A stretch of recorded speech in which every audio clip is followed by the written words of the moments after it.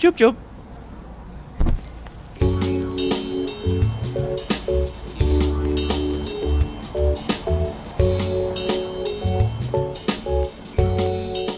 Jib jib. Joop joop, fellas. Jib jib. Joop joop. What was the other word? They I know don't 3 remember. words and 2 of them are jub jub. No, we Joop joop? agreed ahead of time. We were only going to speak in Joop joop language for 3 hours and then call it a night. But we didn't make it 30 seconds. Man. What's up, Bryce? Welcome to the channel. Hello, Bryce Bryce. is someone I know. Bryce with Bryce an is someone I I. know. Bryce with an Bryce, I, you bro. are welcome here because, yes, this is a good movie, and we want to talk about how good it is. K1, did you see it? Did they lower your K1 says expectations? very and low. then I mean, surprise I you? agree.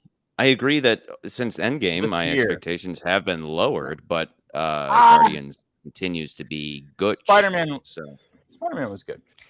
Spider-Man is its own thing. Sure, a little exception. That's Sure. that's dessert. Sure. That's It's an dessert. You don't it's an have exception. once I do my thing, there's going to be comments saying, "Well, what about Spider-Man?" Yeah, sure, but I don't always want to have to throw in that caveat. We all know Spider-Man's awesome in every incarnation of that franchise. So Somehow you know, they never Excuse mess me. up. just saying, back off. Excuse me, princess. Yeah. Anyway, No, how was your anyway. weekend, fellas?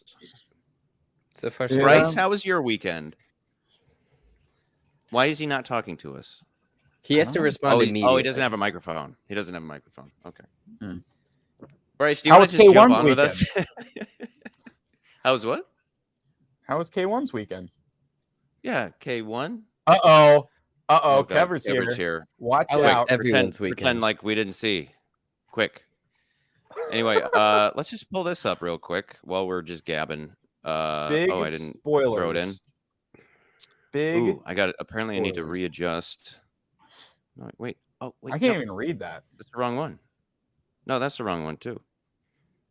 Is my brain that screwed up? There we go. Maybe. Mhm. Well, I haven't 2023 read it. stands, let me adjust this here, at Beau Is Afraid, Infinity Pool, John Wick 4, Air, Creed 3, Shazam 2, Dungeons & Dragons, Honor Among Thieves, Megan Missing, Scream 6, The Mario Brothers movie, Quantumania, Renfield, Evil Dead, Rise, The Pope's Exorcist, Magic Mike 3, Knock at the Cabin 1, Plane, Wish It Was the Only One, and Cocaine, Kill Yourself, Bear. At what point are you going to stop reading them all? I don't know. Until I they think figure it's out how kind to of, read. what if somebody's only 50? listening and they're not watching and they're driving? And we I say, think hey, we should look get at the to a list. And then they time- look at the list and their whole family dies. We should get to a time where we have to time Charlie to see how fast he can read the list. And then then you know, the winner then gets we a prize. keep it under wraps. Or maybe do it during the vinyl intro thing? Yeah, it can you over do with. it? Can you do it? Yeah, right off the bat. Oh. Wait, SB, did your date with your AI girlfriend end because you had to go to this podcast? Didn't that happen the last time?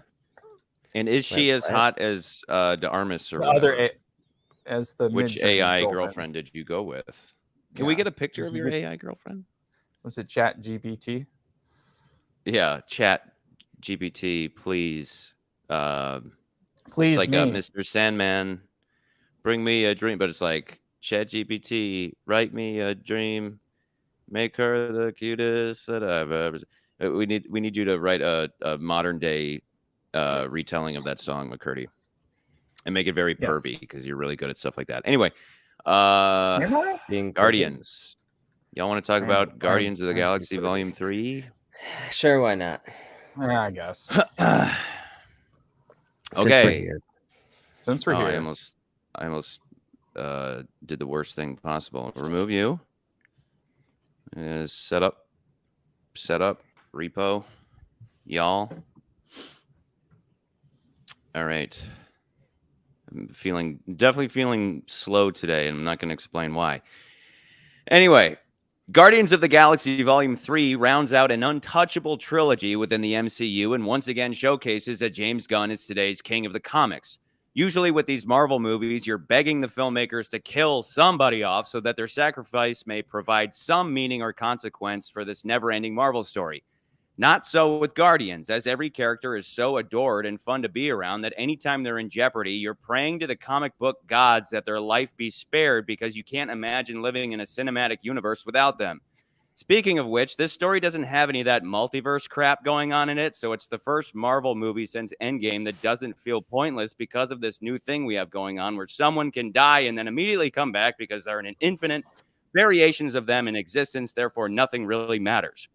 Yes, Gamora is back due to the events of Endgame, but things aren't back to normal between her and Peter Quill. Her death still holds significance within this installment.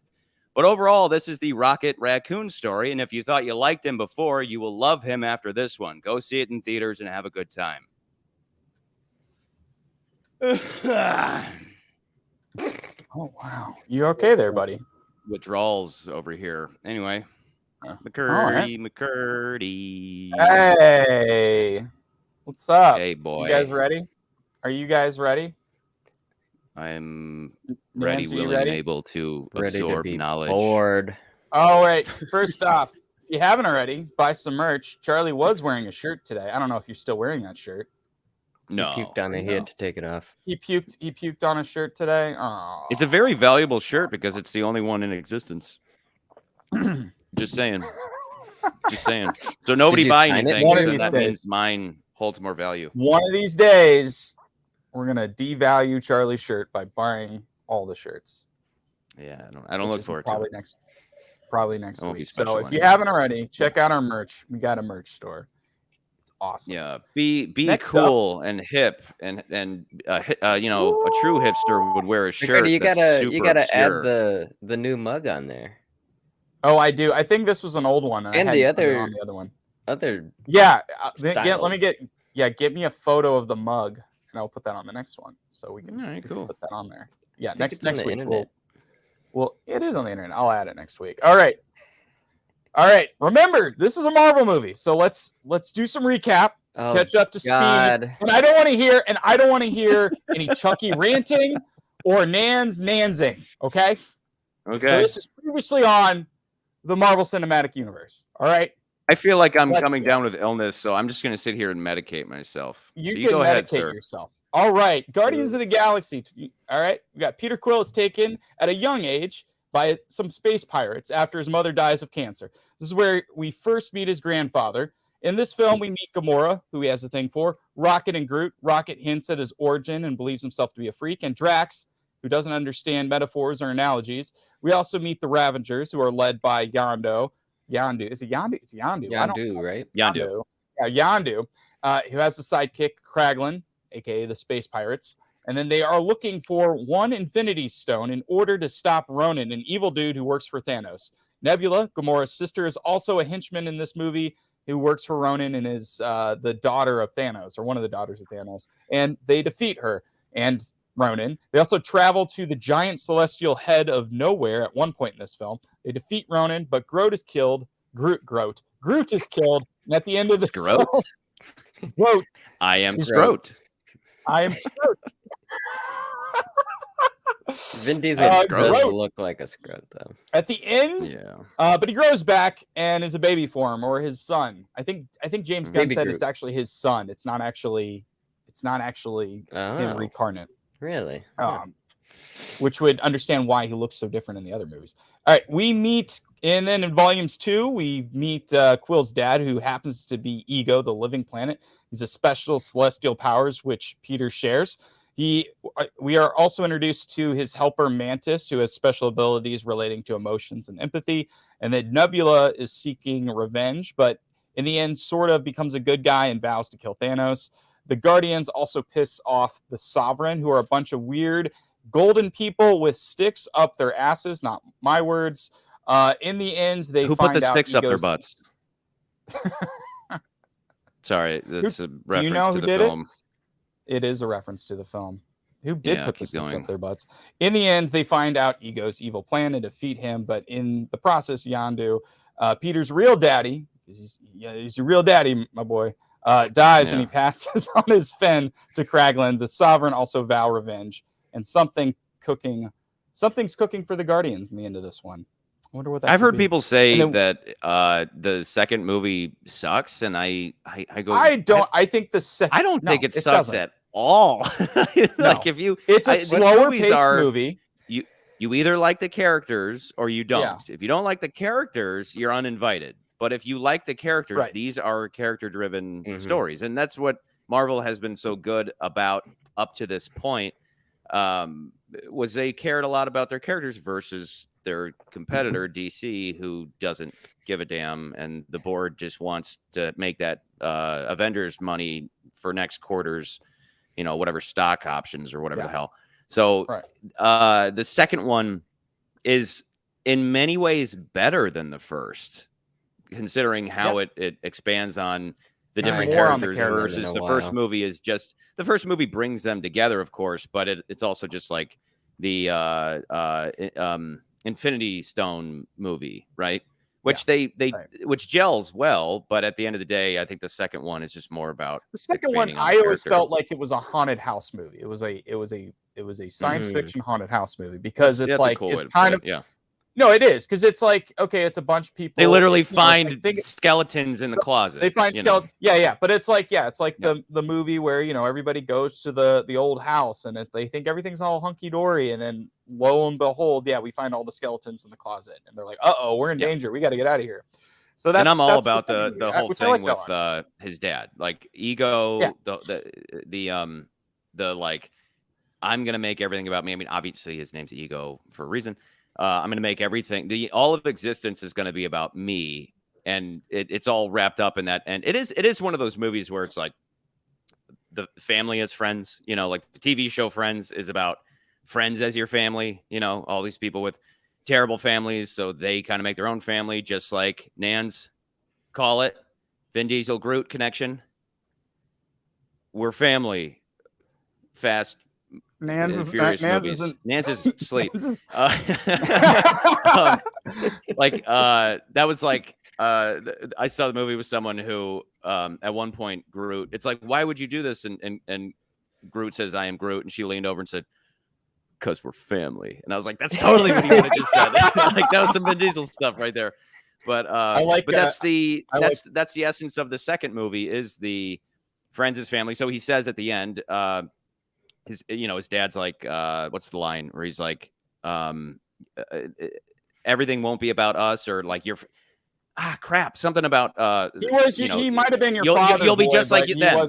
You'll be just like your friend. But I'm your and he daddy. says, what is so horrible about that? And then that's when he's like, no, like I love that stuff. And I'm gonna be going on that same track tonight about why this movie has a lot of meaning. So beyond don't derail me just yet. Don't derail me just yet. We're ranked fans. We already have. All right, so and then we got Avengers Endgame. We got the Avengers 3 and 4, not 4 and 5. What am I saying? Infinity War and Endgame. Thanos collects all the Infinity Stones. Gamora knows where the last stone is, the Soul Stone. Then Thanos takes her to this planet, and they learn that the only way to acquire the stone is to kill what you truly love. Gamora is just scoffs, doesn't believe that Thanos loves anything, but Thanos really loves Gamora, and he ends up killing her, receiving the stone. So we lose the actual Gamora from these movies. And then the knowledge of this is later distracts a plan involving Star-Lord to stop Thanos. In the end, Thanos snaps half the life of the universe. Of the Guardians, we only get Rocket and Nebula. So there's some connections in this movie about that. But Rocket and Nebula are the only ones that survive that into Endgame. And then during the Avengers time jump shenanigans in the next movie, they end up bringing Thanos of 2014 forward in time, along with Gamora from 2014, who's not dead, but it's a different Gamora. And the Avengers defeat Thanos after bringing everyone back, and Iron Man snapping Thanos and his army out of existence. And then in the end, Fat Thor ends up with the Guardians. And then in the really crappy fourth Thor movie, which I was disappointed with, Thor is like that OP'd But what member about the of the screaming team, goats? and he has screaming goats, and then he leaves the team. Terrible. It looks awful. Everything after Endgame looks Then you terrible. can't review Guardians Volume 3. You can't. You don't speak for the fans. Chucky rants. And then finally, out of all the recaps, we have the Guardians of the Galaxy Holiday Special. which they shot during production of this movie. So these You kept mentioning this in volume Marco 3. Polo, and I had no idea what you were talking about. Holiday special. Yeah, the holiday special. They made a holiday special. It ties in with this movie. In the special, was shot during production, and then you find out that they've made their home base at nowhere. And then we also learn that Mantis is actually Peter Quill's biological sister. They're half sisters because, of course, she was Mantis She was another. Mantis is Ego's daughter, so therefore they're That makes sense. brother and sister. Yeah, that makes sense. Which they say, I think they say a couple times in this movie. I don't know if you guys caught it. And then also I there is definitely did not. everybody. Merry Christmas, everyone! And then of course Kevin Bacon is kidnapped in that. If you stayed through the credits, that's why Kevin Bacon was in the credits. I don't know if you saw that, but yeah, that was from credits of the holiday special. And they also in the holiday special, and they also make reference to it in the post-credit scene of this movie, Volume 3. I didn't watch it. Yeah, he's sitting with his grandpa, and they're just bantering, and his grandpa's reading the newspaper, and the front of the newspaper says Kevin Bacon, abducted by aliens, reveals all, or something. Yeah. So which is obviously I never saw the holiday special, but it's obviously a reference to him talking about Footloose and how he loves Footloose. And so from what I understand, Drax went and abducted Kevin Bacon as a special surprise gift. Like, here's Kevin Bacon, which who wouldn't like to open up a present, like a giant box, and Kevin Bacon's inside. So yeah, I don't know how he holiday presented special him, but, TV series, or is it just like a? No, it's like a 40-minute. It's 40-minute one-off that you can watch. Like, is it it's worth on Disney watching? Plus. I think it is. It's actually a pretty good, fun holiday special. It's not like super action-packed, but it is a lot of fun. Is it just Drax and Mantis? It's mainly Drax and Mantis, but the rest of the team is in there as well. And then this is like, it takes place maybe a little while before the events of this new movie happen. Okay. So yeah, but you should check it out. It's great stuff. All right, so that's Guardians of the Galaxy, but we have to talk about this because this was a big deal before this movie came out, because this movie could have come out way sooner. And this obviously has been the linchpin that caused a lot of events to take place ever since this movie came out. So first up, of course, after Infinity War and Endgame were finishing with production, which James Gunn was doing. I mean, he was putting his ear in as far as the Guardians characters go for those movies. He began to work on the script for the third and final Guardians film, or at least in his words, this iteration of the team. And we kind of see that in this movie. But in July of 2018, right before they were about to go into pre-production for the film, that would have come out probably sometime in 2020, old tweets Gunn made had surfaced that weren't great. And I don't remember them, but specifically, but I do remember reading them, and they weren't good. They weren't good. And they were shocking on purpose. It's like, they were purposely it's like stuff shocking. that I'll say just to get a rise out of you, McCurdy. I don't give a goddamn what I have to say to get a rise out of somebody. If it'll have an effect, I'm going to say it. Yeah. And that's what he was doing, and that's what a lot of people on Twitter will do. And then it's like, you seriously think that people should repeat babies? It's like, no, I just said it because it's stupid. That, like, everybody is cancelable, but this guy has proved he's so fucking valuable that he is uncancelable. Which, because at the end of the day, people care more about money than appeasing a bunch of weak-minded twats. So. Yeah. I love this. I loved that he came back to do this. So anyway, installment. He said at the time, totally failed an unfortunate effort of being provocative, and I understand and accept the business decisions taken today. Even these many years later, I take full responsibility of the way I conducted myself then. And then remember, when I was saying how satire goes over people's heads, and you just go, God, you must be. It's like it. Movies come out that are heavy on satire and meta stuff, and you realize a lot of people are like Drax. It's just like stuff goes over their heads, and you go, oh, wow, so you're like kind of dumb, And that's the thing. You take something James Gunn said in a tweet, and he actually believes this. You're kind of fucking stupid, and your internet rights should be rescinded. You shouldn't be allowed on the internet. In fact, we should probably round all of you up and have mass executions anyway. Continue. Wow. I can't believe you I'm believe just trying to that, get canceled Tony. over here. I can't believe you believe that. Even with Gunn fired, Disney was still going to use the script for the movie, so which means Gunn would have still been paid regardless. And then while this was going on, Warner Brothers swooped in. Of course, they snatched Gunn to make the Suicide Squad, which also led to Peacemaker series, which are both really great. And at one point, Bradley Cooper was apparently even approached to direct the third movie because he had just finished A Star Is Born. So they were like, "Oh, you want to direct the movie?" And he's like, "No, I'm not directing the movie. Yeah. You should bring back James Gunn." Yeah. So they brought back do the James right thing Gunn. here. They finally changed their mind. They brought him back in, I think, in October 2018. So it really wasn't as long as I think people But James remember. Gunn thinks we should have sex with babies.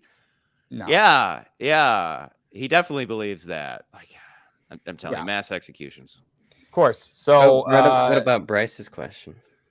It depends if Who they will decide to do direct another the movie. next one? I don't know if we're gonna get another. I would hope With this not, crew. but money. But I would certainly hope not. It'd be great if they. I could see a fourth, but I don't think it would be a fourth of Just this. leave It might it. be something different. Just It leave might it. be something completely. So yeah, Yeah. of course. Then he had to finish up Suicide Squad, and then that ended up. We had the pandemic, and then a lot of things happened. And that's why it took forever for this movie to finally come out. Did he do the second Suicide Squad or the first? Yes, the one? second one, the new one, The good one. newer one, the good one. That's the one he did. Yeah, which led to great things for him. well, because remember Right. the first one was the classic case of, as I've said in the past, a kind of autistic approach to trends, right? Where a bunch of idiots in the DC boardroom, they see the success of Guardians and they say, "Hey, you intern, go watch Guardians of the Galaxy and report back with why it's a success." And they go, "Well, people like that it's colorful and it has music." And they go, "Okay, perfect. Thank you, stupid intern. Other intern, go tell the guy making Suicide Squad that he's fired and we're going to bring somebody else in to make it colorful and have a lot of music." And that's exactly what they did. And it's one of the worst fucking movies ever made. It's one of the most embarrassing things ever to watch them try to replicate the success of Guardians and fall on their face. I didn't see the new Suicide Squad, but the first one is I can't perfect believe you so haven't far seen as the it's new one. fucking terrible. I Well, can't believe because you it's haven't seen the new one. Because who gives a goddamn about these DC movies? They're all shit. So when I hear it's good, I go, okay, I'll get around to it. But I'm not like James Gunn did this one, and I'm not. he's in Yeah, charge I'm of not. DC now. And I tried to explain that to you, but you don't seem to. No, I quite know he grasp did. what's going I know he on. did, but I don't care. I'd rather watch Guardians, you know. But someday I will see it, and I'll be like, You oh should yeah, that was check out- great. You But, should like, really check out the new Suicide Squad because it's actually really fun. as good. I've heard a million times. But I'm like, So of course they we kind got of James fucked up, Gunn. you know. We got James Gunn, the sole creative force behind the Guardians films. He had actually got his start with Troma Pictures. It's like Toxic Avengers, if you know any of those, like really low budget horror type movies, or the Troma and Juliet was what he wrote and I guess sort of directed long time ago. And he went on to write films for Warner Brothers, including the Scooby-Doo live action films, Dawn of the Dead, which was directed by Zack Snyder, the remake. And then he also wrote another superhero film called The Specials. And then his directorial debut was with a horror film called Slither. And then he made another film called Super. And then finally went off to make the Guardians films. And then, of course, the rest is history. So great stuff. You can tell he's like huge comic book nerd, even with everything he's made up to this point. He cares. Polka Dot Man. And I literally just copy and pasted the slide from when we did Super Mario Brothers because it's Chris Pratt. Like I don't have anything new to say. If you want to go see the Super Mario Brothers movie, he's in that one. Like he's been in all these other movies. Big time. Plays Peter Quill. Moving on. Then we got Zoe Saldana. Moving on. She was in Avatar. She's in Star Wars or Star Trek's. Yep. The reboot Star Trek. Plays Aurora. Moving on. She's in that one. She's in that movie. Yep. Dave Bautista. And then we have Knock at the former Cabin. wrestler Moving turned on. Hollywood. Oh my God, you can't do that to me. I said no Chucky ranting. I said no Chucky ranting, and I meant it. You were moving muted. on. You are muted. Dave Bautista. Okay, anyway, the best person. best person. He's great. We Just testing my mic. just testing it, right? Of course. And then we got Karen Gillian. Yeah, who plays she's cool. Nebula. Move it on. Great. She was in Jumanji. Oh my God. Moving on. Oh my God, Nance, I'm gonna kill you too. Both of you. You're done. Of course, and then she got her start from Doctor Who, which everyone loves. Then we have Patterson Tom. was here, he would say, "Fuck Doctor Who." Why would he say "fuck Doctor Who"? Does he got a problem with Doctor Who? He hates Doctor Who. I don't know. Take it up with him. Take it up with him. All right. Okay. Then we got Pom. I'm gonna fuck her. Move it on. If you can't say their name, move it on. Pom She's a French Clementiev? Clementif? Yeah, but she's a Clementif. Clementif. Chlamydia? Clementine? But no, she's from yeah, she's actually from France, but she's had her first film role in Hollywood though was the Old Boys remake, which I never saw, but I heard it was not great. And then she was also in a film called Ingrid Goes West, which I really enjoyed, and then Uncut Gems, which if you haven't seen moving that, on. definitely see that movie. I hate you.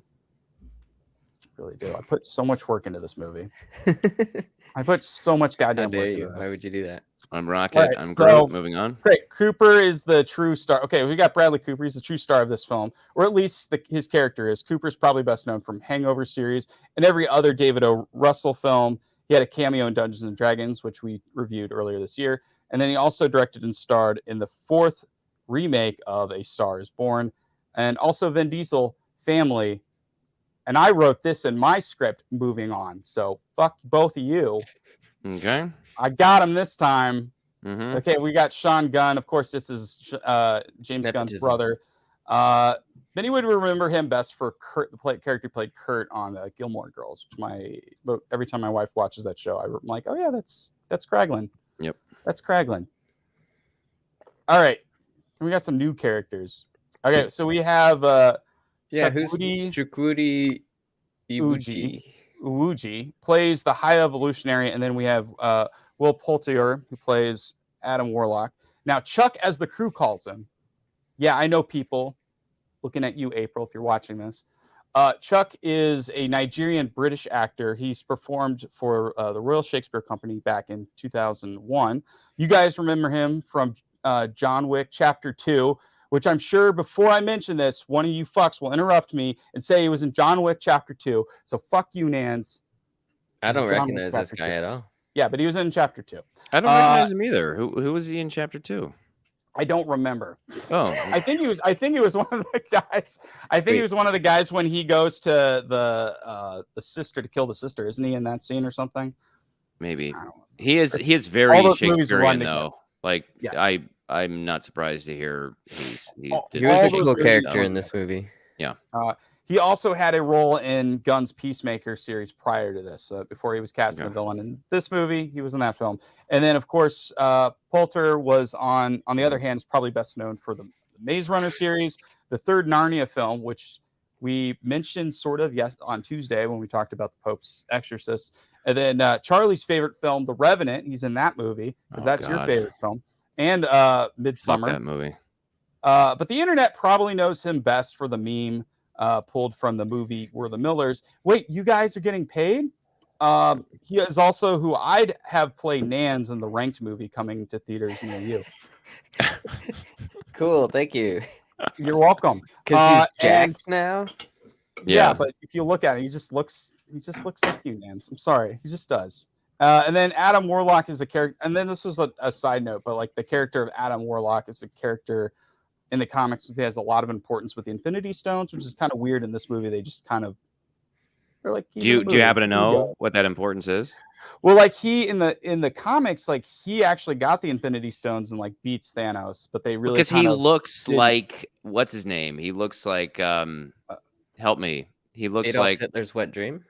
He looks like Jarvis. Who the Vision? Vision. Yeah, because he's got this something in his head. Yeah. Well, in the comics, he had the Soul Stone in his head. In the comics, he had the Soul Stone, but obviously they changed everything for the movies. And then they were going to put him. Originally, Adam Warlock was going to appear in Volume 2 in like an early draft or whatever, and they ended up taking him out. Well, he's introduced at the end of Volume 2. Yes, he's in the post credits. Yeah, when you mentioned Volume 2 and them being like upset, I don't remember that at all. They're in the beginning of the movie. Yeah, in the beginning of the movie, they're the group that they are like, because remember those big like squid monster things Mm-hmm. that are in this movie? That's what they were fighting in the very beginning of the second movie, and they were That wasn't supposed the to fight first them one. to. Yeah, that was in the first one, and they stole the batteries from them. Mhm. That they were supposed to steal because Racket's like, look, I got some of these batteries. Yeah. And then they come after the Guardians, and then the Guardians get saved by Ego. And then eventually they come back at the very end of the movie again. So it's that same group, the Sovereign. Okay. Yeah. They were actually like looking for them. And then we also got a bunch of cameos in this movie as well. We got Jennifer Hollins, who is James Gunn's real wife. She plays the administrator, that girl with like the little thing she's talking. And Wait, she was what? also What was Seth hardcore. Huh? Seth Green? What's that? Seth Green He's Howard the plays Duck. Seth Green is Howard the Duck. Hmm.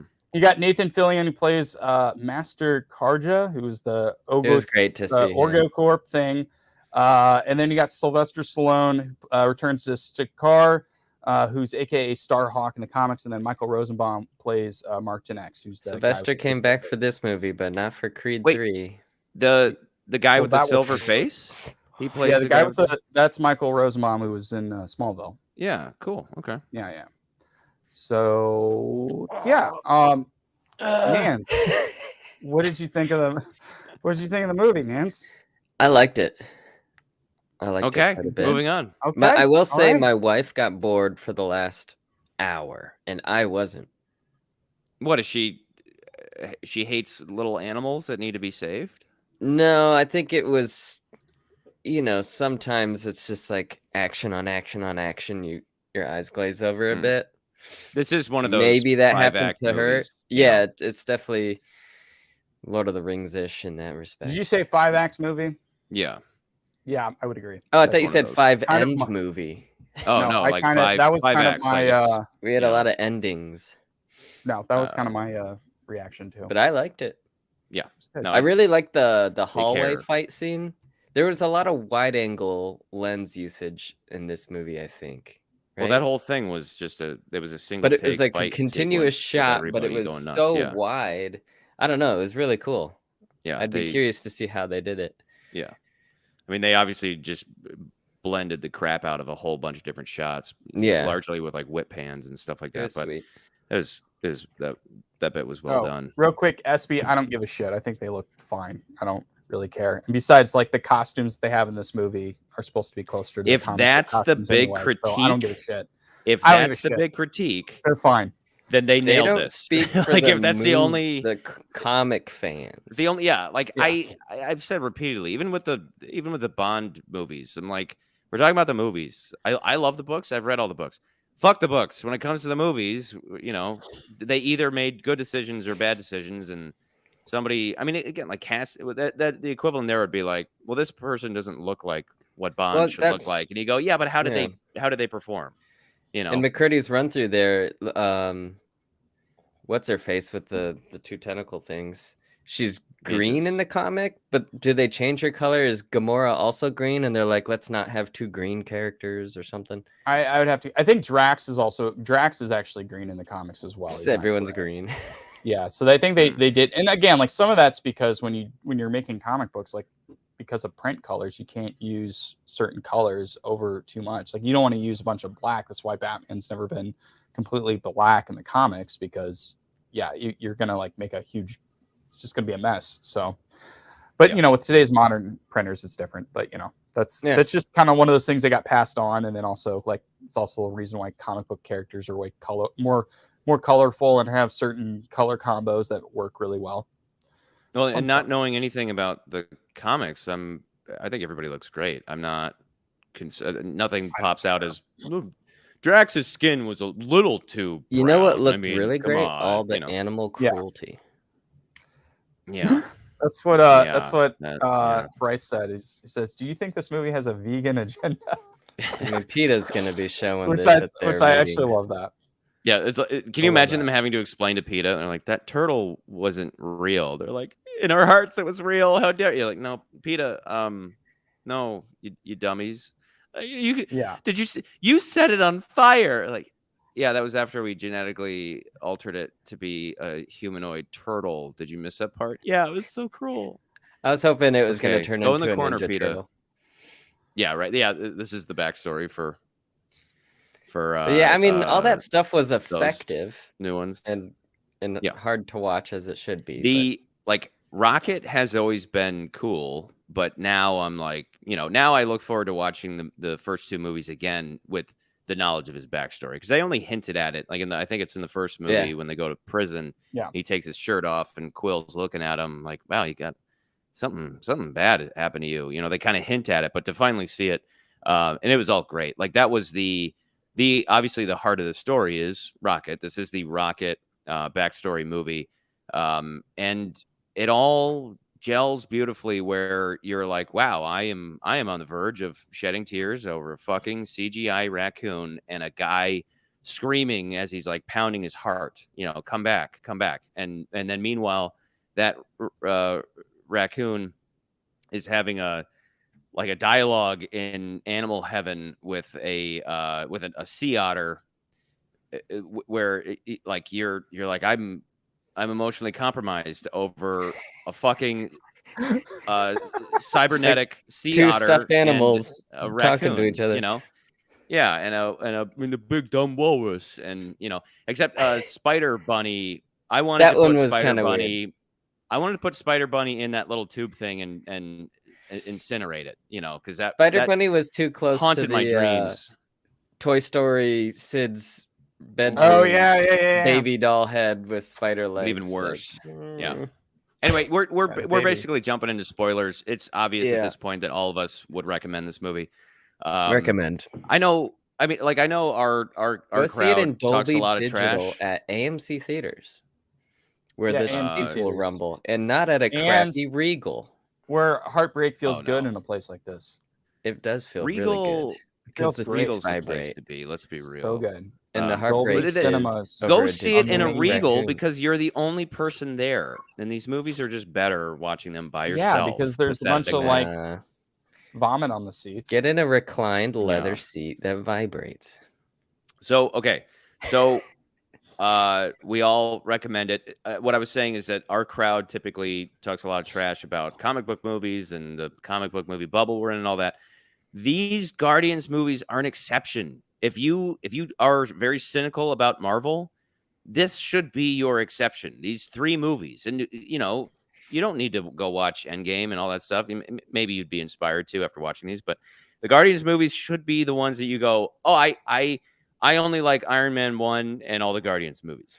Don't Because say that. they're just fun. They're all just fun and funny, and you really give a shit about these characters, and you want to hang out with them. And again, the first movie is all about them coming together. The second movie is just they're all together. Like that part.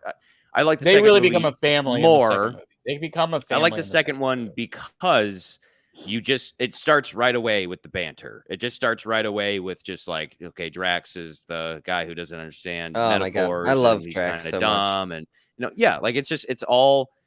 Once you get to the second one, you're just off and running, and then at that point, it's all about paying off all the stuff about Peter Quill's mom Queef? and his dad, and essentially having to choose, like realizing that, like I adore the moment where he's like, of course I'm what does he say? He's like, of course I'm damaged or whatever. He's like, that's my freaking father, as like his dad is like reforming his body and he's like just muscle and brain and all that.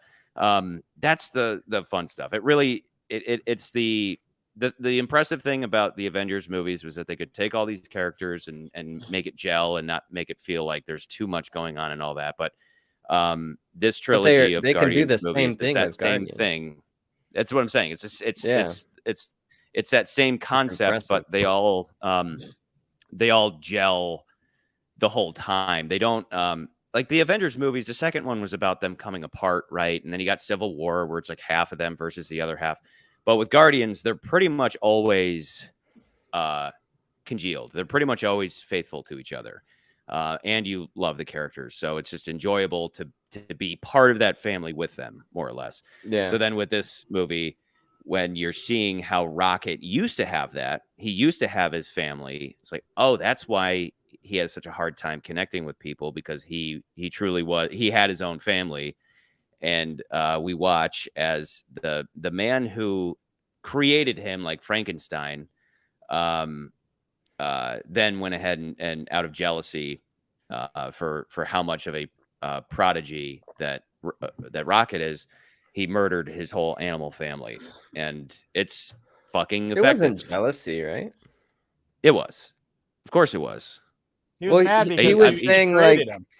Yeah, he created him, and then he's like, is he the can't only figure out how he creation knows all he's this been stuff. able to make that has the ability to invent, right? And yeah, that's but why he was wants pissed Rocket's off. He's like, brain. how do you? Because okay, this is why this movie is just more like than that just one James fun Bond characters fucking around. Exactly. Who does this guy remind you of? Dolph Humanoids. No, the previous movie. No, the follow up. Stromberg? Hugo Drax, Drax. not Drax, Drax. not Drax the Destroyer. Drax? Hugo Drax, He's another trying to make a destroyer perfect who race. wanted to wipe out the entire human race and then reseed the planet with only perfect people. He wanted to perfect the species, Dolph and Humanoids was a therefore different perfect movie? society. Dolph Humanoids one was the Spy Who before. Loved Me. The one, Yeah, no, Because I was yeah, thinking one before. of Hugo Drax when I said Dolph Humanoids. Because isn't his base in the? Well, in the we water? talked about Anyway, this. this isn't a James we talked Bond about video. we talked about in the Bond things that the villains started becoming very similar because they were like Blofeld knockoffs, and we talked about that. Well, no, but my point here is that Nance, I was going to bring it up if you guys didn't. Hugo Drax, same type of thing. You have somebody who, I thoroughly appreciated the line towards the end where the guy says, "God isn't real. That's why I stepped in," and that was perfect. That is the perfect way of expressing this, because you guys have heard me go on and on in the past about how people think, we have a generation of people who have been, who just go, "Oh, God isn't real, therefore we can do whatever we want." And the moment they do that, suddenly they start excusing a lot of really fucking evil shit. The moment that they're like, "Oh, we can do whatever we want." And that's represented in this story by how this guy is constantly creating life and destroying it with no regard. No, he doesn't think, for him, it's like, if you're inferior, or if you're ugly, or if you if you don't look like the sovereign, if you don't look like the perfect and beautiful people, even though those people are assholes, they're a bunch of pretentious fuckwads. If you don't look like them and you're not super intelligent, then your life has no value and will just kill you with no remorse. And that is as fucking satanic as it gets. It's like the moment you reject God, suddenly you think that shit's okay, right? You think rounding up all the undesirables and the Jews and the homos and all that and burning all of them, you think, oh, that's a great thing. And just like Drax, he's like, Drax is a megalomaniacal fuckwad who thinks it's okay to kill off 7 billion people and then only have really attractive people take their place. And he thinks he's the good guy, right? And this guy thought he's the good guy, but really he's just as insane, to the point where he obviously has a God complex. He's like, God isn't real, but I am, and I am God. He built a fucking statue to himself, a counter statue to the Statue of Liberty. So it's him holding a monkey and like something, and but he thinks nothing of killing off these animals that we come to adore, except maybe the fucking spider rabbit. But Nance, he is jealous. He says repeatedly, he's like, how did you know? How did you know how to fix this process we've been trying to perfect? How this inferior creature that I invented, how could you know instead of me? He's jealous. He wants to destroy he's like a king who sees that his son, the prince, might just be a better man than him. So he like cuts his arms and legs off, because he's like, you're never going to fucking, I will only ever be king. You will never be king. I will be king forever. But really, he's not God. He's not a king. He's just a fallible human, imperfect as the rest of us, who can't accept that reality is the good and the bad. And that's what Rocket says at the end. He's like, you're just an asshole who can't accept things as they are. And this is why I always go on and on about how I can't fucking stand idealistic thinking. I think anybody who, it's one thing to have an ideal to live your life by, but to my definition of an idealist is somebody who's just like, yeah, but don't you think reality should be perfect? And you go, wake the fuck up, loser. Wake the fuck up, because bad things exist, because going through shit, suffering and going through bad experiences makes you a better person. Nobody who's ever made it, or anybody who's like become whatever, an adult, just become, right? To become, to grow, to become something. Nobody ever does that without going through suffering. And so, but you have all these people who think, yeah, but isn't that unfair? And you just want to slap them in the fucking mouth. And that's what Rocket is saying. You know, he's like, you're just another asshole who can't accept reality as it is. And if anybody went through a bunch of suffering and became awesome, it was Rocket. Mhm. He went through some horrible shit. And then at first we just think he's an asshole. And then we come to realize that he's actually one of the better characters that's ever existed in any fucking comic book movie ever. Yeah. I just think that the relationship with Rocket and what's his name? The guy that created him? The high evolutionary. Yeah. High yeah. evolutionary. It's That's less literally his about name, jealousy and more about, Group 89 isn't what he was trying to create. I mean, that's what's behind No, him I deciding agree they all with need to Charlie. die, right? No, I agree with Charlie, because he's like the whole time, like that's the sovereign, or not the high sovereign, sorry. The high evolutionary's whole goal is he wants his brain. He wants to figure out how did my creation figure something that I couldn't figure out? Like, Well, it's for me, not- it's like he didn't wants fig- because everyone to he's- have He's Rocket's the brain. superior. But he wants to be the should figure it brain. out. I wanted Yeah. to be the brain to figure it out. But how did Yeah. you, a stupid little fucking rat, how did you Yeah. figure it out? And he keeps saying that. You can tell that he's just like, it's killing He's him. mad 'Cause for about him, it. he's Well, we like, get a I'm a couple god. scenes of that, I'm for sure. I'm trying to save humanity. Look how awesome I am. But really, he's a fucking monster. And that's what I mean. But then There's he nothing he better goes than on that to say, line. like, I can create a whole world, but unless they have the ability to invent like Rocket does, Yeah. they're not going to go anywhere. And he's And that's not, why but- they 'cause- blow 'cause up the Nance, entire but, like, counter Earth. that's all correct. The reason why he's such a twat is because you cannot perfect reality. You cannot do it. You need to But that's the whole have purpose he's set out for bad- himself, is to create the perfect creatures. Yeah, and so but he's such a monster that he thinks he created a utopia. Things inevitably go bad because they have to, because Mhm. they have to. And then once Perfection they is go bad, he imperfect. thinks nothing of genociding an entire fucking planet, just like Hugo Yeah. Drax. So that's where, like, this movie wasn't just space battles and a bunch of Drax making poop jokes and all that. It had this deeper meaning, just like the second movie had this meaning of, like, do you choose? You wanted this father figure your whole life. I adore the scene in the second movie where he creates the ball. Like, his dad's trying to teach him how to use the light. His Mhm. dad's super excited because he's like, finally, I'm not alone in the universe. I've been seeking out a son my whole life. And then we realize later he's killed thousands of children of his because none of them could manipulate the light from his planet. So Peter can do it. And what does he do? He just makes a ball because that's just an easy little clump he can make. And then his dad's like, and they start playing catch, which Peter had said earlier, all he ever wanted in the world was to play catch. All my buddies were playing catch with their dad. And so he's playing catch with his dad. It's like perfect. It's such a perfect scene. And then obviously the nightmare follows quickly afterwards where he says, I actually killed your mom. And he doesn't give a shit. He's like, yeah, I killed your mom because she's not like us. Why would I care about her? And he's very much like this high evolutionary guy or whatever, the evolutionist or whatever. But anyway, so then by the end of the movie, he has to decide between his friends, who are his real family, and his monster of a father. And then he gives that whole speech about how, sometimes you're searching so hard for something your whole life, but it turns out that what you needed was right there with you the whole time. Which coincidentally, Pratt was in another movie that we've talked about before called Onward, which was a Pixar movie where very much the same thing is going on. It's a young boy trying to seek out his father who passed away when he was very young.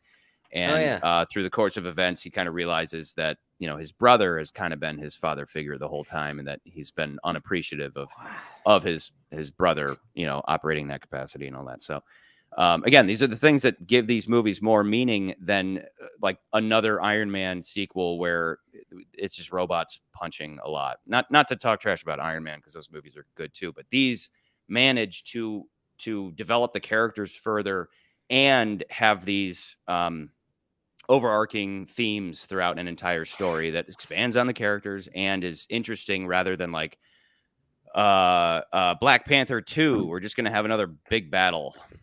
Yeah. Like, okay, and they're fighting over the super glove. We need to make sure they don't get the super glove, So this, we need to break into this weird corporation thing to steal a file to save Rocket. Yeah, it's a MacGuffin thing, but it's all to save Rocket. great. Meanwhile, we're getting Rocket's backstory the whole time. I mean, it's just like it's just entertaining and meaningful, and then the production design is just fucking stellar. It's just fun. They're just quality.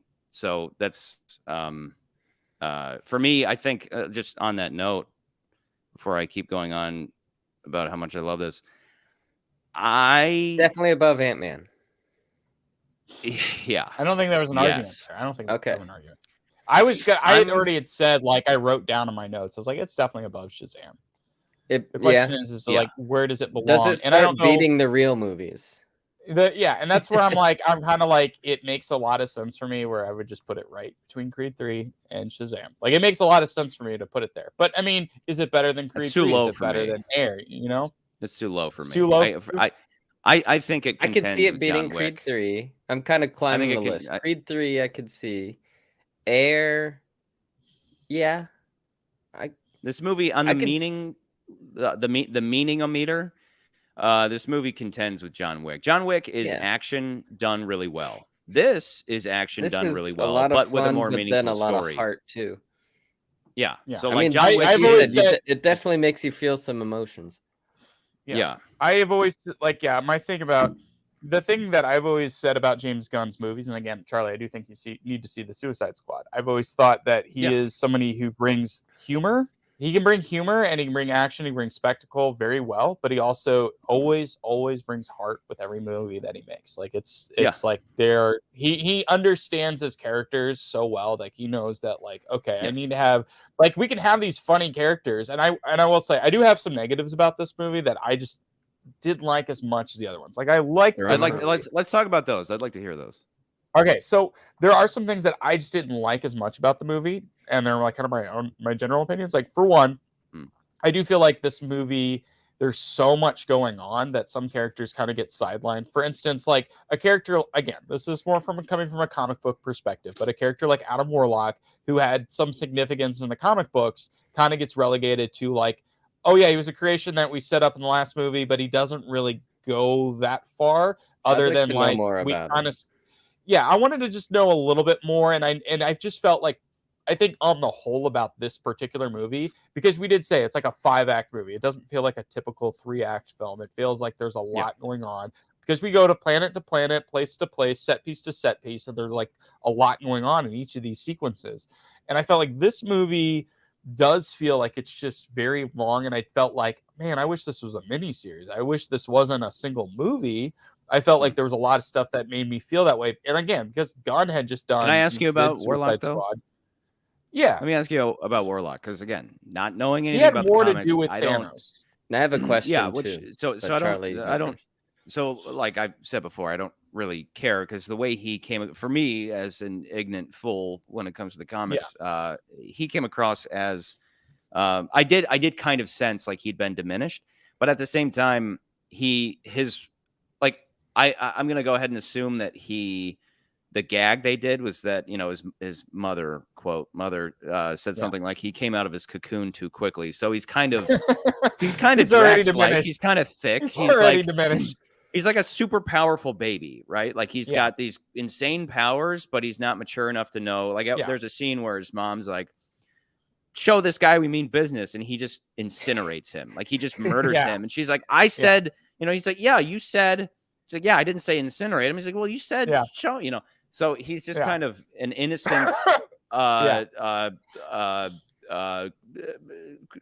super powerful being, right? So it's like if Vision came out of his cocoon didn't have the maturity to understand adolescent. his power. Yeah, he's an adolescent superhuman. So my question is, How strong is he? what Adam Warlock in the comics, was he not that at all? Was he more like Vision? Was he like, He was I am more Adam like Warlock? Vision. He was supposed to be more like, as far as what I understand, because I haven't read the actual Infinity Gauntlet thing, but as far as what I understand is like in the comics, he actually goes toe to toe with Thanos and like fights Thanos and even gets the glove at one point. And I think he's like, I think honestly, like he would have been super strong if they had kept him in volumes 2 and then set him up and then brought him into Guardians of the like it brought him into the Avengers movies, he probably would have replaced Captain Marvel instead. But I think because they wanted to introduce that character, he kind of got sidelined and they were like, oh, he's not going to be in the Infinity movies. And a lot of people thought, because they teased him and because he has a connection with the Soul Stone, of course, what they do in Avengers I think works really well, and especially with these Guardians characters as well. But I think they were like, let's just save him for volume 3 and just add as him as a foil or an adversary. But then I also feel like watching this movie, and again, like everything you said, it makes a lot of sense. I think they do a really great job with the story that Gunn wants to tell with Rocket Raccoon and High Evolutionary and all that stuff. I do feel like they had set something up and they were like, we're gonna make him like a much minor thing than I think some people might have anticipated, and it does feel that way, because there are times again, where I'm like, there's times where I'm like, he just kind of he's there for most parts of the movie. He comes in and out, and then we get towards the end, and you're like, great, he saves Peter Quill at that one point. Like he gets a little like they're teasing him, they could use him in the future, whatever. But like, well, he has something of an arc, right? Because he has a little bit of an arc. He's not completely useless. My other big he pops things off. He's the catalyst. He gets things moving. He's the one who initially injures Rocket to the point that everything needs to go. But like I agree with you that he serves a function and that he's not like the center point of the story. Which I'm again, because I don't know anything about the books. Again, you don't know about the comics, you don't really care, and I get that, and I totally understand that point. Like, it's not like I'm like, oh no, they didn't do. I'm not somebody who's like, again, like I think Bryce said something like, oh, the biggest complaint was the costumes. The characters look off. You're like, I don't give a shit about that. Like, as long as the story works, I don't. So here's my question, and maybe this adds into like what you were saying about downside to the movie. There are a lot of elements, and I'm not clear on what is the relationship of the Sovereign to the High Evolutionary, Orgo Corp, the Sylvester Stallone crew, the whatever they're called. Okay, so in volumes 2, so I'll start with the Sylvester Stallone crew. In volumes 2, they established that the Ravengers, which is the group that Peter Quill was a part of, which was Yondu's gang. They're just like a bunch of pirates, essentially. They're like basically space pirates, but there are multiple groups of space pirates, and they're all Ravengers. They're all a part of this giant group called the Ravengers, and they're all just spread out. And they made a little tease at the end of Volume 2 where the Sylvester Stallone and Rosenbaum and then all these other characters, they kind of like form together and like, yeah, let's get the old gang back together. Well, in the comic books, Michelle Yeoh is in that too.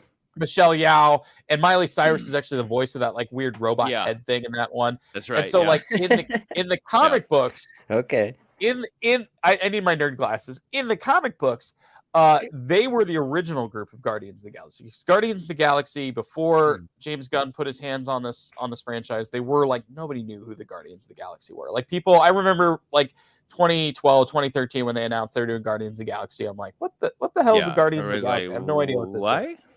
So but the group that Gunn pulled from is a more recent group that, you know, it's kind of like the X-Men or any other group. They always change and switch, but there was an original group that included Yondu, it included Martin X, it included all these characters, and some of those characters were in the end of Volume 2. So in the end of it, they were like, oh yeah, let's all come back together like they were the original Guardians. It was kind of like a little fun little Easter egg. But yeah, there are all these different pirate groups essentially, and that's how they are all related. And then I guess Gamora ended up between the things that happened in game and this movie. She like, I guess, joined the Ravengers as a part of one of those groups and joined Stallone's group, and it was like, yeah, I'm going to be one of the Ravengers. But again, but the Guardians are Ravengers themselves too. They're just another group of this same giant space pirate group. And then Okay. what was your next question? Was Sovereign? like the Sovereign and the High Evolutionary. So the High Evolutionary, I guess they established in this movie that he created the Sovereign. So that was another one of his. It But was they just one weren't of his. perfect enough. They weren't. They seem I pretty don't know. It was. perfect. He says something like, "This is another one of my experiments," and then they created and then they had created another little like I don't like their egg gold thing, and skin. he's I'm like, gonna he keep created going. their own little. Yeah, he's like, I'm gonna create a little group, and like that's the Sovereign. So he's like, I had this group of assholes that I created, and that was the Sovereign, and now he's like on to the next experiment, which is Counter Earth, and then he blows that up. Which, by the way, I didn't mention this. It's a big comic book nerdy thing, but like there was a television show, there was an animated show in the 90s called Spider-Man Unlimited, where Spider-Man goes to another planet, and it only lasted like 13 episodes. But the villain in that was the High Evolutionary, and he ended up on the planet that was Counter Earth with all those same little like weird animals that you see in this movie with all of that stuff. I want to ravage Charlie. Who doesn't want to ravage? You've been Well, Well, now you're saying ravenge. it right. Yeah, now you've got it. When it says Revengers. ravenge, he says ravage. The right He word. wants to ravage him. Yeah. Ravage him. And what did you have another question, Nans, that was stupid and like Orgo wanna know Corp? the- That's like just a subsidiary. that one I of- didn't yeah. understand. What I think do it you was gotta like know? something connected with him, and because he's been around forever. Those are all like he has super all these- soldiers or something. Yeah. That that one I was a Billion. little like fuzzy about, but I think it was just because it was like connected with Something the that things I that think he is was kind of doing. just interesting in general about this whole show is that, as we've said about maybe like Game of Thrones or Harry Potter, it's like if you're a British actor, you're in that, or or you're in the Bond movies or whatever. With the MCU, it's like Everybody's it's on it. funny to think that if you're gonna go ahead, it's one thing when they hit you up and you are crap, what's his name again? Baywatch. He's in the second movie because he tells everybody that David he's his dad. Hasselhoff. Yeah, Yeah, David so you're Hasselhoff. David Hasselhoff, and they call you and they say we want to put you in, and you go, yes, of course, I'll do whatever you want because you're David Hasselhoff, but you're not gonna play someone like Star-Lord or whatever. You're not gonna be a big player. Kevin Bacon. So you're just Kevin happy Bacon. that they're you're Kevin Bacon. You're just happy that they're gonna put you in it. Right. I mean, yeah, obviously Kevin Bacon could have been anything, but this was a fun thing they did. But Yeah. But my point being that once Wasn't he you the sign Red Skull on, guy? you're No, not that really was allowed Twitter. to be anything else, right? Like you can't come in and play a small character and then suddenly be like So something really that's important sort down of the not road. true. Well, That's actually not I'm sure true, maybe there's an but exception, but like at the there's same there are a time, couple once you're in, exceptions. you're in. But once you're in, and you can't play like I don't know, Michelle Yeoh. I was kind of surprised to see her, and she's now an Oscar-winning actress, and she has this bit part, and that she probably was supposed to come back in this one, and didn't for whatever reason. I don't remember her at all. But she was in part of that another one of crew those that cameos. she was one of the Ravagers that McCurdy just laid out with Stallone's crew. But my point being that you kind of like if you're an actor, it's like you got to be careful what you say yes to because you might end up just being a bit part in this universe, and then maybe you become a big star, and then it's like, they might make an exception for you, but depending on who you are, and what your chops are. But in general, like, okay, Miley Cyrus is the voice of this thing. She could maybe be in it in like an actual visible capacity down the road. But for anybody else, once you pick your part, I hope you like it. You know what I mean? But if anybody who's anybody is in the MCU at this point, so that's the But fun. I want to mean, hear like, think more about think about how many, McCurdy's qualms. my qualms. Yeah. What else do you got? Yeah, Let me throw one in. Let me throw one in. I have Okay. one. I have one that I don't think is that bad, but and I'm curious because you've seen the Christmas special, but Star-Lord is a crazy drooling drunk at the beginning, and then once shit hits the fan, he sobers up. But I thought it was kind of interesting. I thought it was going to be like, oh, okay, he's going to be an alkie this whole time. He's going to kind of be a fuck up, but he's like drunk off his ass, and then it's done, right? Which makes sense, but also He it's like friend. should He they have focused It's up. there to going? set up. it's there to set up the story that he has with Gamora, because obviously that whole bit story is like a side story, because it's funny because he was the main character for the first 2 films, and he isn't not the main character, but he's also like not the focus in this movie. So but that story is all about like, I'm in love with this girl Gamora, and she doesn't even know who I am, because Gamora's like, I'm not that girl. Like, that's that girl, and like, yeah, we share the same name and similar history, but like, the one you're talking about was somebody you met in 2014 and had a whole thing with. And I don't know anything about that. And it was kind of like an adult theme of just being like, sometimes it's better to just, move on with like a relationship or something, like, just let her go. When is this Gamora from? So like, this Gamora, like, that's what I was explaining about the Avengers thing. So in Endgame, when they brought everybody back, because Tony Stark did not want to lose his child, he didn't want to just go back to whenever the snap happened. He was like, no, just bring everybody back, but everybody who's now but nothing's changed, which also causes a lot of issues too in the long run. But because they did that, so he snaps everybody back, everyone comes back, and then they are like, they have all the Avengers come back, everyone's back, but Gamora is also dead, because she died because Thanos had to get rid of her for the Soul Stone. Yeah, well, she didn't get snapped. During the shenanigans, when they're trying to go back in time to grab all the stones, they go back to 2014 and they run into Thanos, or one of them runs into Thanos, and Thanos is that version of Thanos realizes what they're doing. Is like, oh, so he jumps forward in time, because they have the special time machine. He jumps forward in time and faces off against the Avengers. And that's why in that movie, he's fighting Wanda, and Wanda's like, you killed my boyfriend. He's like, I don't even know who you are, woman. Like, because he doesn't know. Right. So, but Gamora, who's the daughter of Thanos, she also comes forward in time, but she has no recollection or anything that happened. It's like back when she was a dirtbag. Like she is the old Gamora, who changed over time, like, based on the treatment of Thanos and all that. Man, so it would be like your significant other dying now, and then like for some reason, before she met you, she jumps in time to this present day, and you're like, you have all these feelings for this person, but they're like, I don't know who you are. Get away from me. I don't remember. Like, I just didn't remember Gamora coming forward with Thanos. So that was like a small thing that happened at the end of Endgame, that it was like maybe a scene or something. Well, he like explains that it all. In an elevator ride, he explains all of that, and I think it's I very much appreciate that they she started to kind of wear down, but she never does. Like she softens to him a bit, but they don't fall in love. I honestly thought which is great, because then he's like, I gotta get out of here. Well, but I thought they were setting that up, because I was like, are they setting this up where they're gonna like be an item? Because they make the joke about it. They make the joke. They make the joke. But then I got to. Which was reminiscent of Dungeons and Dragons. Dungeons and Dragons, again, for me, Dungeons and Dragons was, no, we're not going to do that. We're not going to do that. And I was like, okay, you say that now, but the whole point is that you are going to get together. With Peter Quill's story, it only makes sense that this inspired him to go home, because at the end of the movie he goes home to Grandpa, and that's terrific. That's terrific. Yeah, like I thought that was I think my gripe was mainly Pratt, and I will say this: I think that recently, I don't know what it is. Chris Pratt is not the same Chris Pratt from the first movie or the second movie. He's just like I don't know what it is. Every time he's played these characters, even like his girlfriend died.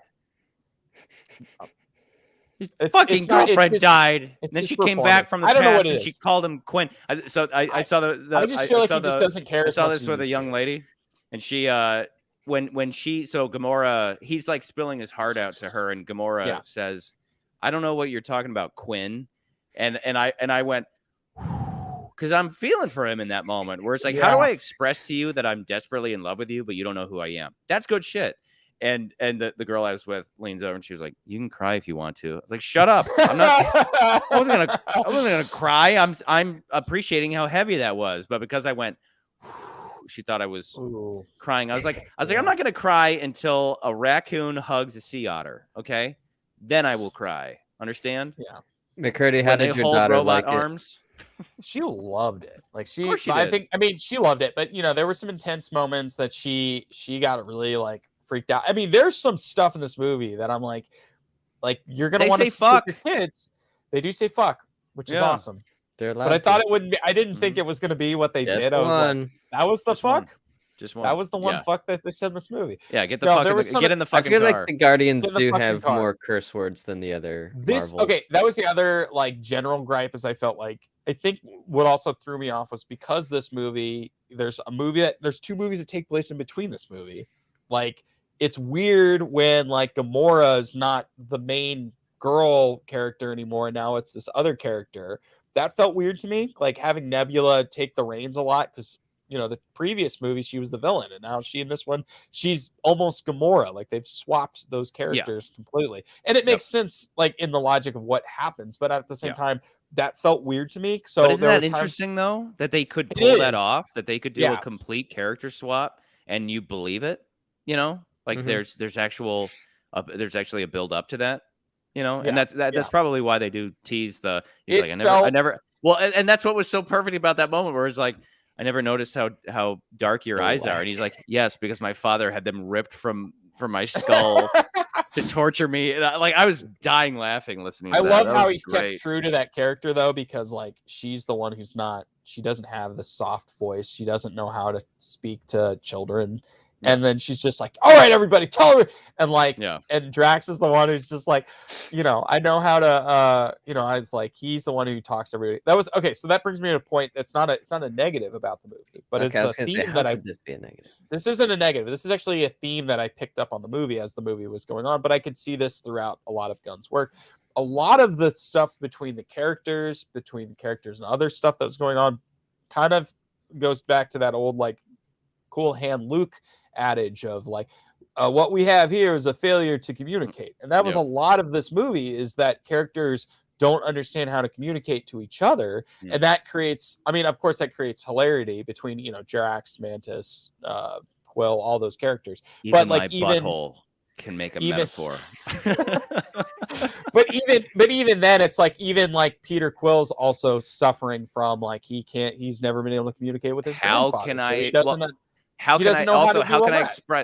take the love in my heart and inject it into the brain of this woman who hates my guts? You know? Like there's that shit. There's just so much about that, just even that theme in itself, because it's sprinkled throughout the entire movie of like character, like they talk about how they Nebula doesn't like Drax and Mantis because they're like the weak links. She feels like they're the weak links in the group goofy. because Drax is the dumb one, but he's like, and he's also like by the end they show one. their purpose. By the end, they all have a purpose. She's shown to be wrong. Yeah, and a unique character. And I think that all we thought you were just dumb, Drax, and then in the end, he's like, I know how to deal with children, and that's great. Yeah, it's so good. Well, and the tease, like it's in the first movie where he's talking about his wife, and he's like, the most melodic song could be playing, and she wouldn't even tap her foot. And then they drag him out at the end to dance, and he, he's like this, and then he, like it really is just it is one of those movies that successfully pulls off the whole friends as family thing, which typically for me, like I've in the past, like I'd work at places where people would be like, we're a family, and I'd go, okay, weirdos, this is a job. I have my own fucking family. Thank you very much. I mean, I like you people, but like let's not like take it to that level. Let's not go there. But the exception is in our beloved movies and TV shows that can pull it off, where you do have all these people who come from fractured backgrounds, every single one of them, right? So Groot is just a plant. Rocket, obviously, we see in this movie just how backwards, how like Frankenstein-esque his life is. Gamora and Nebula from a terribly abusive father who murdered their real parents. Mantis, whose father is Ego. Same with Peter Quill. His father's Ego. Obviously, they're all messed up.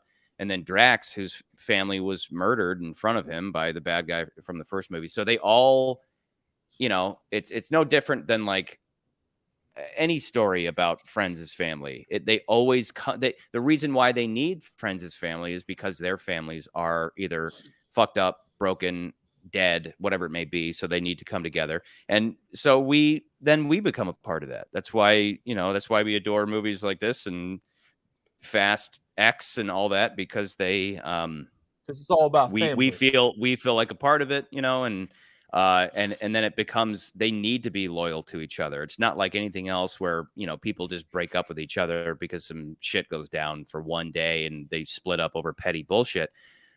They remain faithful to each other through all the ups and downs, and that's what we appreciate. But then at the end of this, that's tested where it's like, I need a break. Peter's like, we saved the galaxy again. I need a break. I need to go back to Grandpa. Mantis needs to go do some soul searching. Drax finds his family. Gamora kind of finds her new family. They reshuffle the deck by the end, but Okay. still. So wait, there's two. Okay, like, so I they'll guess come back together. I at some have. point. Okay, no, we'll bring this in a second. So I had a couple questions for you because this was like one of my thoughts as I was in theater. Was this your favorite Guardians movie? Let's rank all the MCU movies. Right Real now, quick. go. You're muted. You're done. You're out. Muted. Done. I really tried to think on it, and I'm like, I think it is. I think it Really? might be. I think It's been most too people long will since always I've say seen the the first others. I'm just one talking is about the their Guardians, favorite. guys. I'm talking about just the Guardians, not the Marvel yeah. films, just Guardians. No, I'm I with haven't you. watched I'm the with old you. ones in a while. I think I'm like, I think I barely SB remember him. SB just threatened to branch off and start his own family if this goes top SB 5. But this is top 5. This is. I think this is a better movie than John Wick. It is a better movie than John Wick. Like, it's a better movie than John Wick. John Wick is fucking awesome, but it is just a big action movie versus a big action out of here, movie that Bryce. has heart and soul. Get out of here with that crap.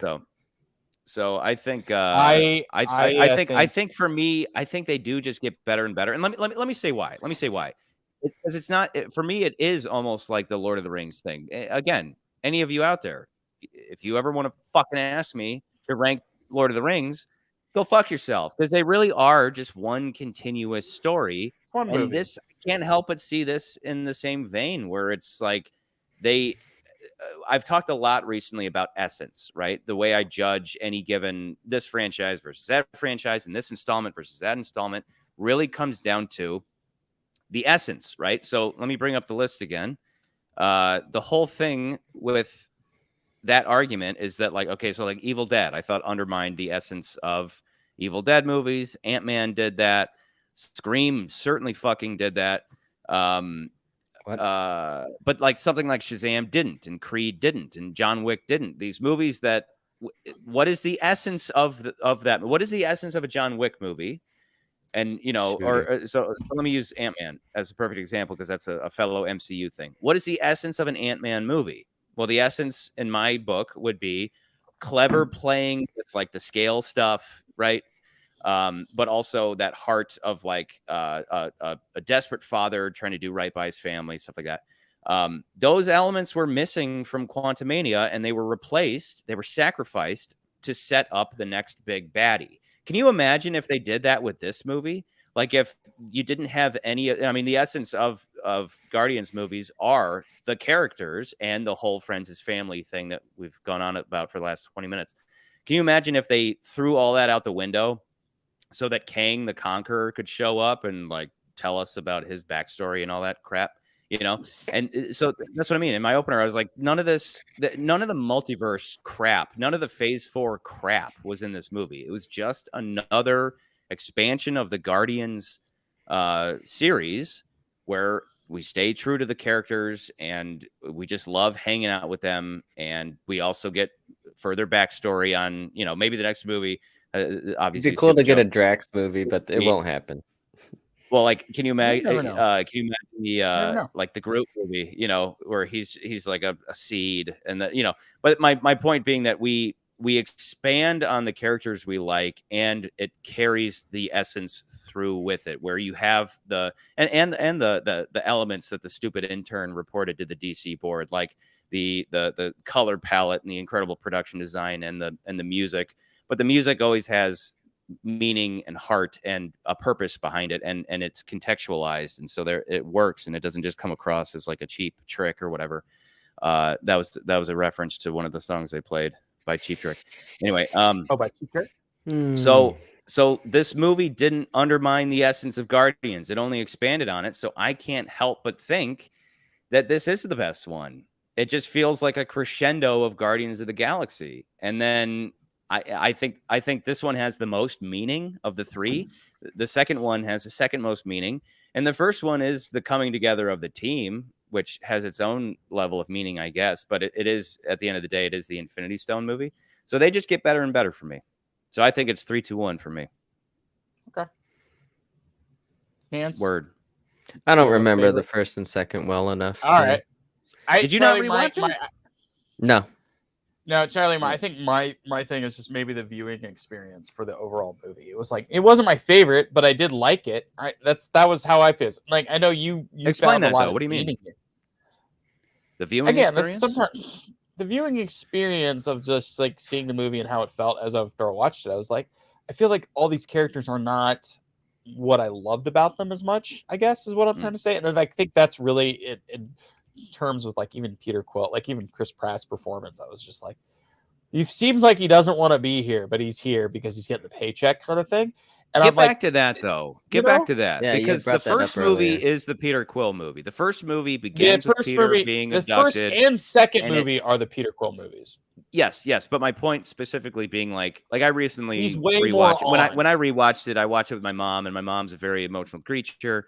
And whenever they would show the present, right, that he got from his mom who died of cancer, and I'm sure it hit my mom pretty hard because her mom died of Yeah. cancer. But you know, all that stuff, like, because the movie starts with incredible heart, right? It's like it opens up in you know, with a woman on her deathbed, and the son has to say goodbye, and then he goes and gets kidnapped by aliens. So like watching it with my dad is, you know, sensitive to like, this is some goofy shit. Like, what the fuck is going on? So, but it starts very real, and then aliens come in like 5 minutes later, right?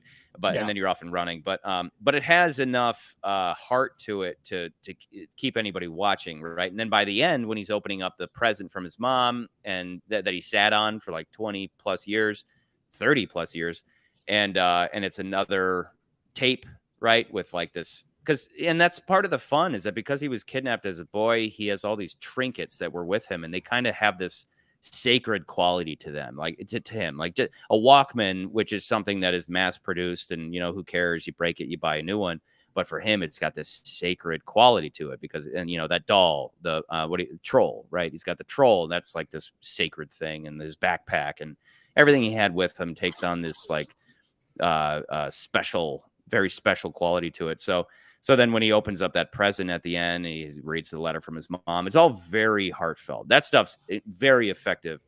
But for me, that was overshadowed by Rocket's backstory. I thought Rocket's backstory was profound, you know, especially, again, everything we talked about with his asshole creator, you know, and they you see at the end of this movie, him and Peter have a similar backstory where their creator turned out to be a fucking megalomaniacal asshole with a god complex. You know, they both share that. They never communicate that because they're unaware. But if they ever did have a heart to heart, it'd be like, dude, we had the same father. You know, we were raised by monsters. I don't know. I think it really came down to me. Yeah, like for me, I think it's just, again, it's dumb complaints. You're gonna be like, that's a dumb complaint. But like, I think this Adam movie feels Warlock very- deserved better. It had nothing to do with Adam Warlock. I do feel like this movie is very long, and there's a lot of characters, a lot of ground to cover, and then you get caught up. Like with Nans. Nans was like, wait, how was that connected? Where I feel like the last two movies are much cleaner and much easier to get through. That is true. I do, and that's not to say that I don't appreciate all of the character growth with Rocket and all that stuff. But even that, to me, like, that was my. It's a weird complaint to have, to tell somebody like, this shouldn't have been a movie. This should have been a mini series, because people are like, well, but stories are stories. I'm like, I know, but like when you watch a movie versus watching a mini series, it's a different type of like viewing experience, where it's like, if you're watching a movie, you're really feeling like all the information you need is just in the movie, right? But when you watch like a mini series, it's like, okay, well, what happened in that last episode? And so this one felt more like it should have been a mini series. And it was like, okay, are we telling the Rocket story? Because we're jumping back and forth so many times between Rocket's backstory and the present day of I the think group. James Gunn and then also, got a blank check. Do whatever he wanted. He did, and You know. and I don't like. I'm not faulting the guy on like making this movie and this was a piece of shit. But it's like it's not a piece of shit. Yeah. He does a really great job of telling a story and of really understanding the characters. He really loves these characters. You can really tell that. You prefer it's the more or less- simplicity of the first movie, I which like is the first straightforward. two. I do like the first two. Yeah. movies, and I also think that on top of that, I do think that I do miss Rocket for about most of the run of the movie, even though we're getting his backstory. Having Rocket in the group really like does like with him not being a part of the group, it really drains the group down because I'm like, you're missing but it's an element. so worth it. You're It's missing so an Yeah, element. they're all though. together to save him though. So. Yeah, Yeah, I mean, I get that. dude, I get there's it's a not that there's I a don't scene. get that. Chris It's Pratt. not that I don't Chris get that. Pratt it just feels is like we're missing an screaming. element. He's screaming scene's because great. his favorite Not what I don't like about personified raccoon is dying. You know, and like your That is brain can't that is help, very heart-wrenching. but your brain can't help be like, how am I shedding tears over this? This is absurd, but it's working. How is Again, this possible? And you're like, That's why I feel all like praise this be to would've James worked. Gunn. And then beyond that, this guy, this godless asshole, is going on about how, you know, we need to perfect reality and all that. And he thinks that, you know, everybody, if you're not beautiful, you should be genocided or whatever. Meanwhile, we're like, I love this guy. His name is Thieves or whatever, you know, like this like Walrus. all these weird animals. Yeah, this walrus with like tires, right? So he can get around. But meanwhile, we do have a scene where it's like, do cybernetically engineered raccoons have souls? Apparently they do, according to this movie, you know. Yeah. Where my point being that that's like take something like I remember getting in arguments over something as trivial as slavery, but I remember saying to a buddy of mine, I was like, slavery wasn't ended by atheists. Slavery was ended by Christians who believe that everybody is a child of God, right? Where this guy doesn't believe that. He thinks that if you're not beautiful, you should be killed, or that your life has no meaning or whatever. So I love Espy. Hold on, pause. I love how Espy's like, here we go. Here we go. Yeah. He's putting on his foil. Wait, hold on. There we go. Check your answer. Yeah. No, it has to be with the Rocket is a foil to kids. Quill, and we are missing that for most of this movie. I agree with Ryan that we are missing a huge relationship for most of the movie. Then go watch the first two movies. But this is so worth it to get Rocket's backstory. No. Like, so Again, worth it. Charlie, I understand what the purpose of this movie was. I understand all that. I think one of my feelings is when I'm watching it, I'm like, oh man, I'm missing having That's why you Rocket like a part the of first two team. more. That's why you like the first two more. I like. Fine. It's kind of like, you know what it reminds me of? It reminds me of Arrested Development, because when they did the fourth season of Arrested, I never saw the fifth one, but when they did the fourth season and you started watching it, you were like, this isn't the same thing. Why isn't this the same thing? And then you realize, like, oh, these work better when they're all together. They don't work well when they're separated because they can't play off each other the same way. And that's kind of why I felt like that's the thing to me where I didn't like this movie as much. Save for what you're saying about, because I agree with you. Like, I feel like you need to watch 1, 2, and 3 all together to really, really get the real experience of this, because it is kind of an unfolding story. It, you know, and I do agree. Like, it's not like I disagree with you. I'm not saying this movie's terrible. I'm just saying that, like, that's why I liked the first two more. I don't necessarily think this one's better than the first two in those regards, because the things that bring you to these movies is you want to see all of these players play off of each other. You want to see Groot, you want to see Rocket, you want to see Drax, you want to see Rocket make fun of Drax, you want to see Rocket make fun of Nebula, you want to see all of that stuff. And I felt this version's not the same as those first two, and that's why I was like, I liked it, I didn't love it. And you obviously loved the more like deeper meaning stuff with as far as what I'm the guy who cheers on, and I don't disagree with that stuff. I'm the guy who cheers on doing something different and doing it well. You know, that's why, like, for me, I'm the guy with Bond movies where I'm always, you're like, it's less of a Bond movie because Bond's dealing with drugs or he's outside of his jurisdiction. And I'm like, that's why I like it. That's why I like, because it's different. And this was different. This was, let's actually let's showcase, because before I never needed a Rocket backstory. I understood it. I got it. I was like, what do you need to know? Yeah. Oh, Okay. you really, no, like, never sink the mind. I was trauma dead in. wrong. That was great. I'm very happy that that's in my brain now. And the next time I watch that first movie, I'll have that, and that'll provide so much more meaning to. I mean, even in the second movie, his scenes with Yondu, where you're like, this is kind of odd. Rocket's getting kind of emotional, but now it holds a lot more meaning now for why him and Yondu clicked so well, and then he welcomes him into the Guardians and all that. So so I understand. You and I are at a complete understanding. This is why I can't help but state It's not like a Lord of the it's Rings. like the nuance. Part of me, opinion. part of of me like, loves I Fellowship get the why best. you like this. And then I go, but wait, Towers is awesome. But God, Return of the King is like a masterpiece. But then Fellowship is so good. No, Remember I would never Moria? rank those. Oh, but in movies. Two Towers, remember, like, oh my God, Helm's Deep, and then like Return of the King, like my friends, you bow to know it. Like your brain just goes in circles because they're all so well done. They're all so perfectly well done, and they all rely on each other to have this full experience. And that's why I say ranking them is a fucking waste of time. Right. Because they're all so great, and they all build on this whole show's a waste of time. You're a waste of time. Why are we ranking this? Good night, everyone. Remove Nance from the stream. No, he's been banished. All right, banished. He's been banished. Come on. Hey, SB, if you're gonna steal my arguments, I want you to start sending me checks. Whenever you use one of my arguments. SB's gonna make rank K1, you too. I'm excited about.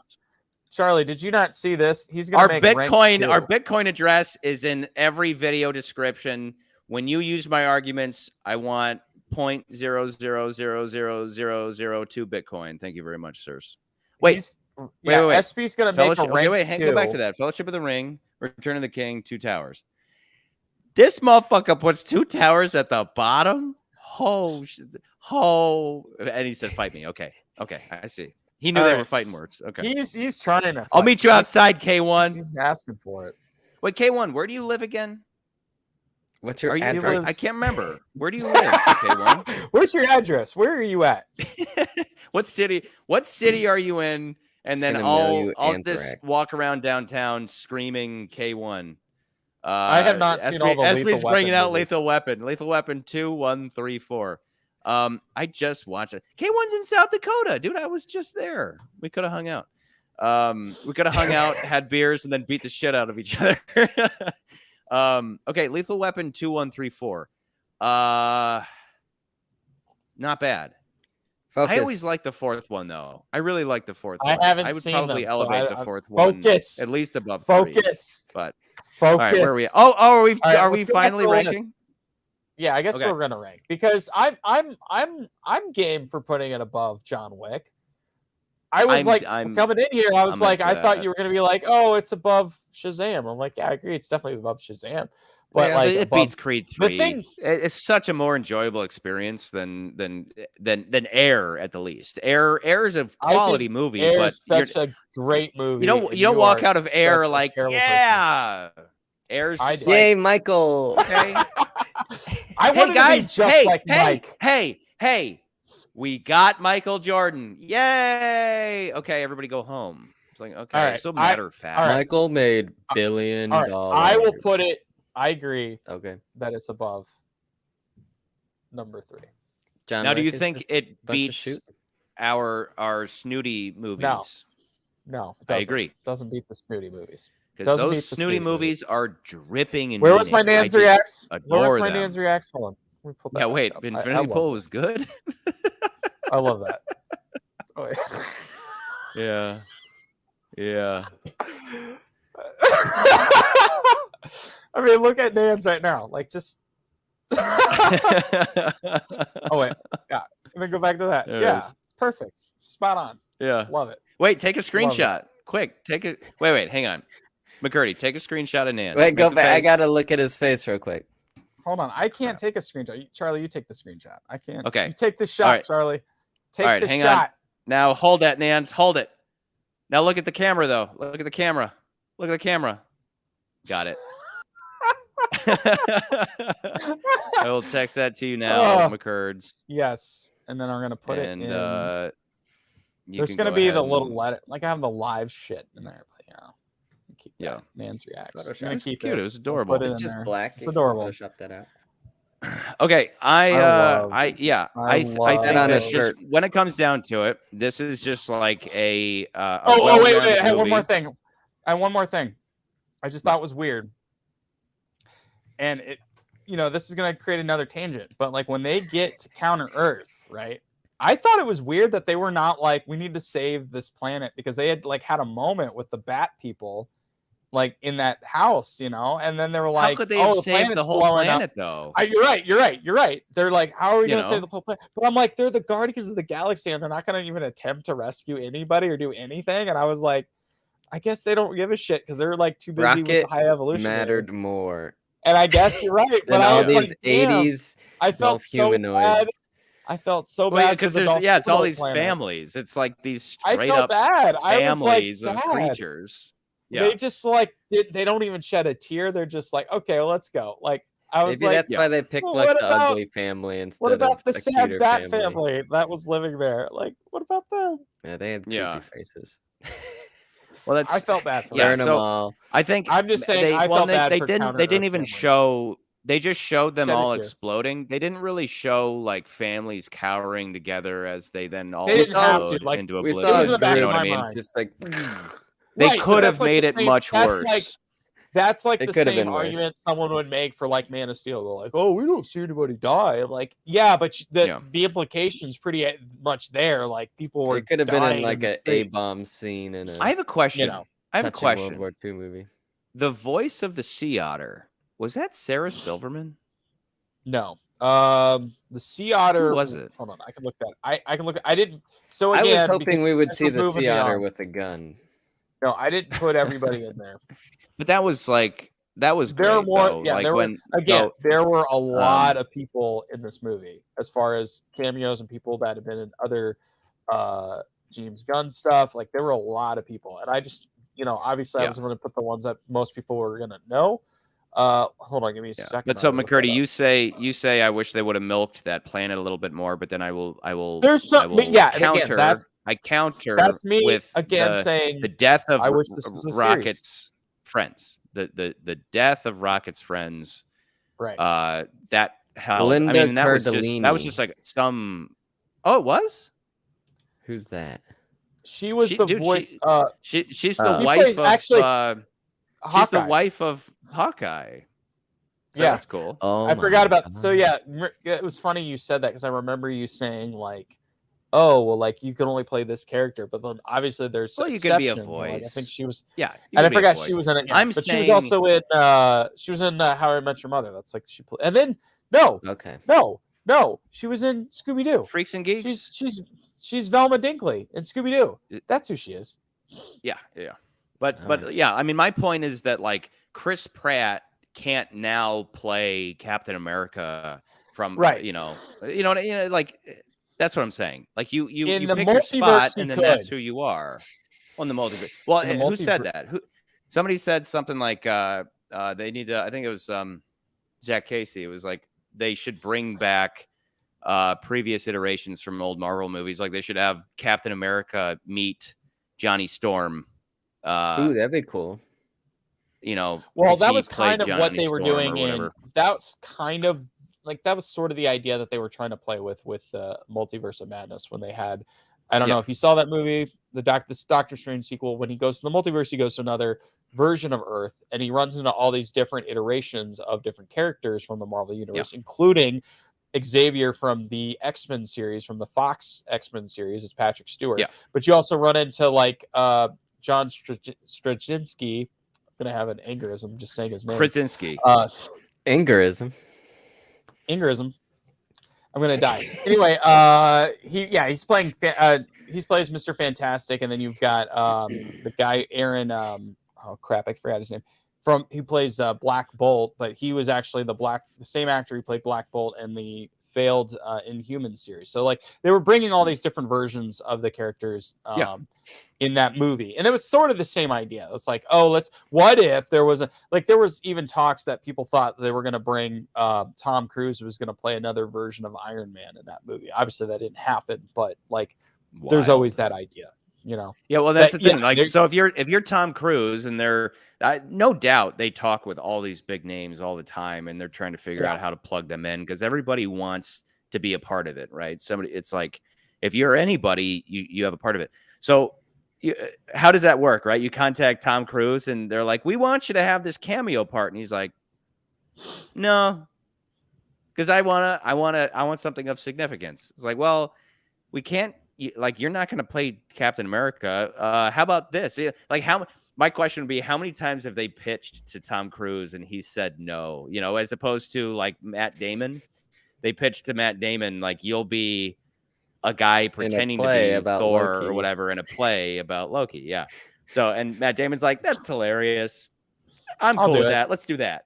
Yeah, I'll do that. Oh, But in then this house, we've dubbed those surprise Matt Damons. Because he Yeah, does a Matt lot starting of with cameos. Interstellar. Damons. yeah. He just shows Matt- up sometimes. He does. He was in what was another movie I saw? No Sudden Move. It was a Soderbergh movie, and he pops up Really? in that movie, and I'm like, oh, Matt Damon, what are you doing here, buddy? Yeah. You're in this movie Matt apparently. That's cool. Damon. Yeah. Matt Damon. So, love Matt Anyway, let's talk about that list. So my above face- John Wick, below Infinity Pool, and Beau Is Afraid. my face when Matt Damon shows up in a movie. Wait, you I guys could've are done on a it better. podcast? You guys are getting Okay. paid? You guys good with number 3 then? Yeah, I'm great with number 3. I was just looking at Fantastic. the AMC app. What are we watching next week? Because I don't really see Book anything. Club. We're watching Book Club next week. 80 for Brady, but about 80 books. for Brady 2. 80 for Book Club. books. 80 for Brady 2. Or I don't know what else we're gonna watch. Honestly, like that's the crazy thing, because Marvel has taken this spot in May. The first, basically, to me, that this month or this week is the beginning of the summer movie season. Even though it's May, Right. that's when all the summer movies start, is beginning of May.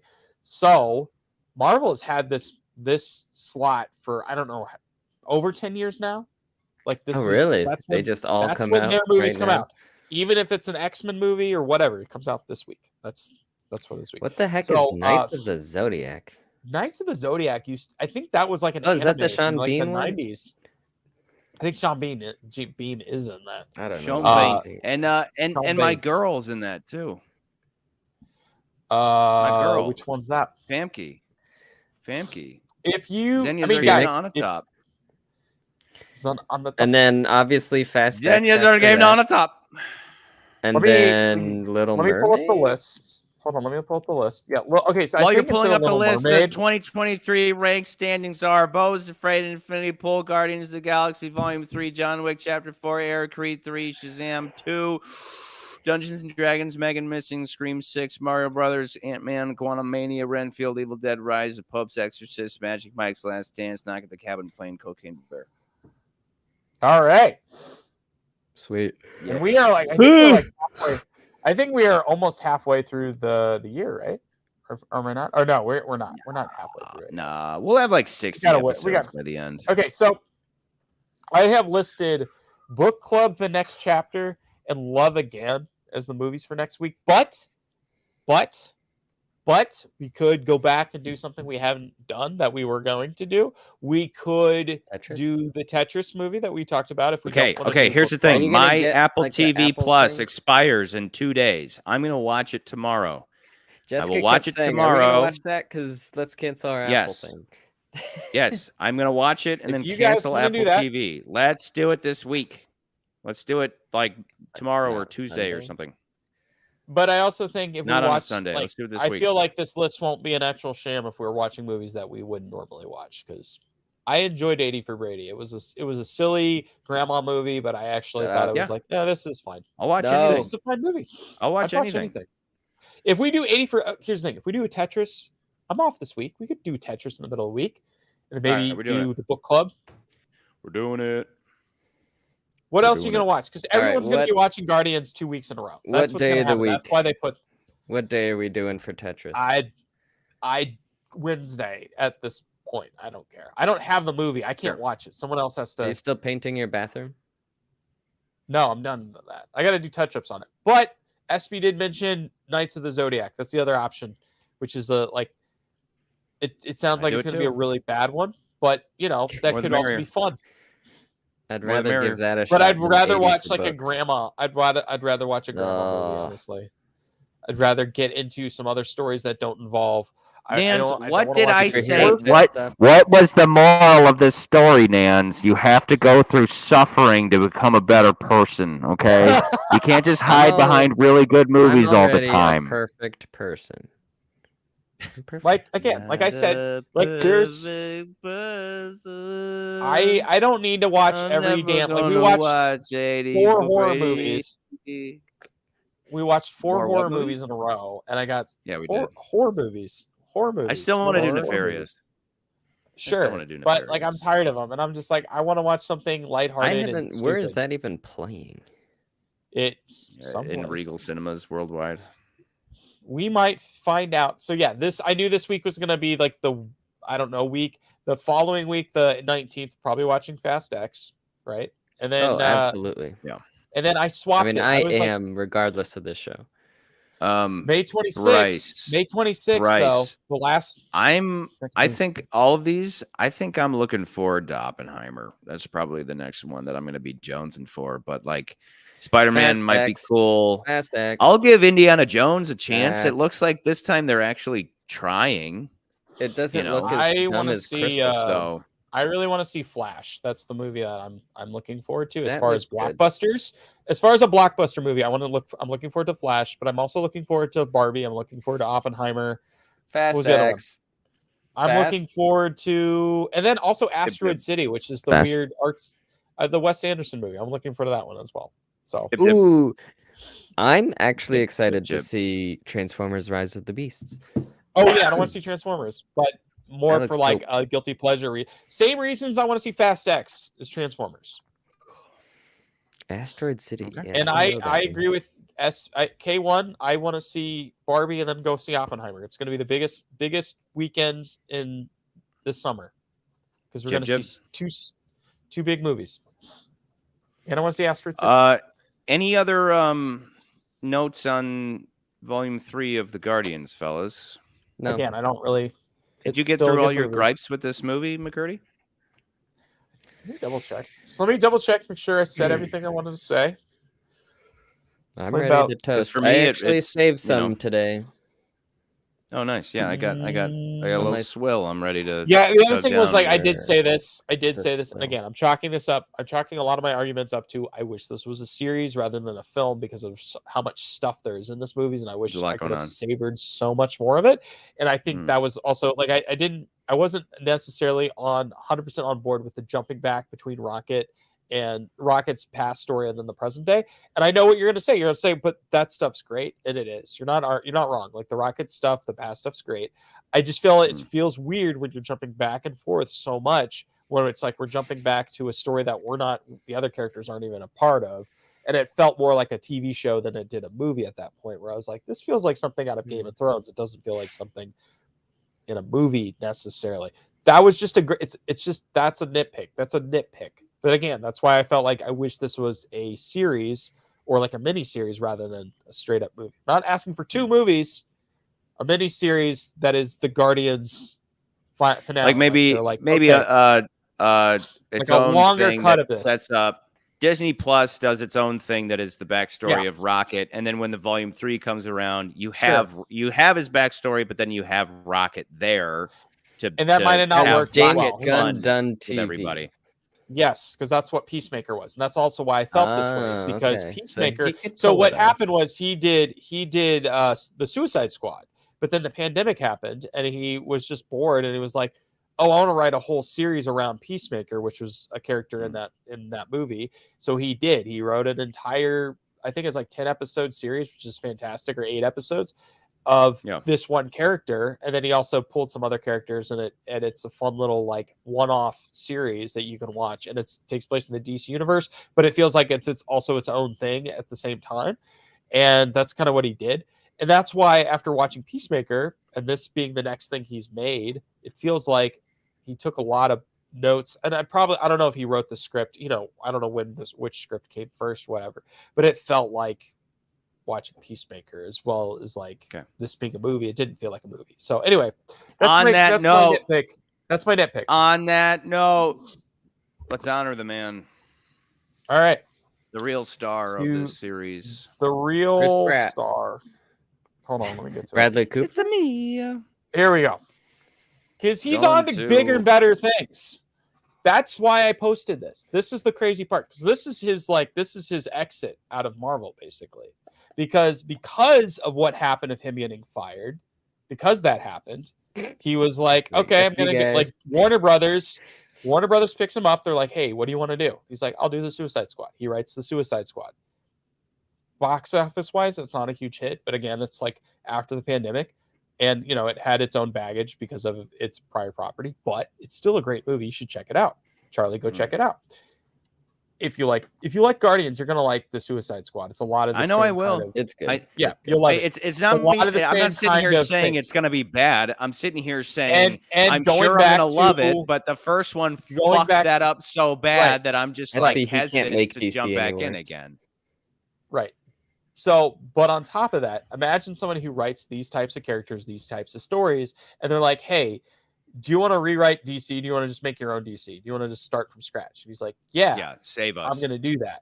So now Yeah. they have hired Warner Brothers is like, you are the head of DC now. Like you're the head of DC Films along with Peter Safran, and you're gonna go and make restart all this stuff up. So now he's writing and directing Superman, the next Superman movie that's going to come out in I think 2025. I think, and then Wow. he's also set up for a new Batman movie as well as some other characters that he's going to create that are going to create its own new DC storyline that he's creating. And his whole thing about this is he's like, I'm waiting till the scripts are done. We're going to make great scripts before we start just throwing these movies out, and just be like, oh, we're going to make this movie. It's like, no, this is about the They're giant going in story. with a plan. Everything that Charlie, you complain about when we talk about James Bond or any of these movies, he's the one who's harping no, it's all about the story. This is what this is about. So that's what he's doing with DC. I hope him the best. I can't wait to see his Superman movie that comes out in a couple of years I think they're going to start doing pre-production very soon. He's going to start that. So he's off. He's going to do DC. Hopefully he's going to do great things for them, and he's going to make some really awesome 10 stuff. So years this is the ago- James Gunn. Yeah. 10 years ago, Man of Steel came out, and leading up to it, I was like, okay, you're going to take the director of some of my favorite movies. Again, James Gunn wrote the Dawn of the Dead remake, which is one of the better zombie remakes ever. But Zack Snyder directed it because Zack Snyder is a good director, probably should have been a cinematographer and not a director because he doesn't have what James Gunn has, which is a sense of character and story. Unfortunately, it would be the best movie in the world might be crafted by James Gunn directing and Zack Snyder shooting it. And unfortunately, back then it was like, okay, wait, you're going to have Chris Nolan, Mr. Dark Knight trilogy producing, and Zack Snyder directing. This sounds incredible. This is going to be great. Then it turns out later they reveal that that Zack Snyder was writing. He was behind the stories of everything in the DC universe. And that's when it was like, oh, there's your fatal flaw.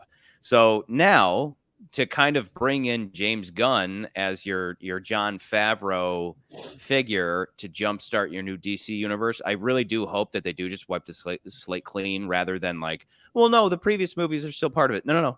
Throw it all in the fucking garbage where it belongs and let him start from scratch and do it right this time and leave it to people who are truly passionate and knowledgeable and have proven themselves. And if anybody has proven themselves, it is this man right here, Mr. James Gunn, who has the untouchable trilogy in the MCU. You got your Iron Man stuff, and that's fun. You got Captain America and Thor. No. Guardians is untouchable. It is the greatest 3-part film series in the MCU, and it'll be a while before anybody contends with that. So, Mr. James Gunn, Wait, I have a wish you luck. speech. Okay, He's got go a ahead. speech. Good job. Let's drink. I love it. Oh, wait, hang on. Let's just ruin everything with this. All right, good night, everyone. Join the Good night. ranked family. Good luck, James. Like, Good luck, subscribe. James, in the future. We hope you don't make DC suck. Okay, good night. Mm,